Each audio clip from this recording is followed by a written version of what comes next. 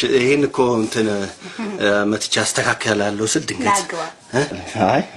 ያው ለመስራት ይሄንን መታለስ ክሬም ናግባ የለም እኮ ምኑ እንዴት ምኑ ግርግዳ ያፈረስክ ምን ትላለህ እንዴ አይ እኔ እንኳን ለመምታት ብዬ ነበር እንትን ስል አንድ ቀን እንደምትገባ ተስፋ ነበር አይ ታሪክ እንዴ ለዛሬ ተሳካለ አይ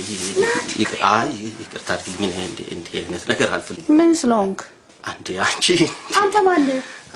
አንዴ አይ ደፈረኝ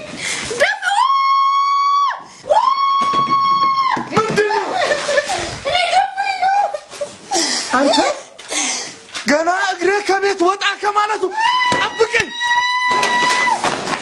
ገና እግሬ ከቤት ወጣ ከማለቱ ምንድነው ግርግዳ ከበርሶ ይሰንከፋል እንዴ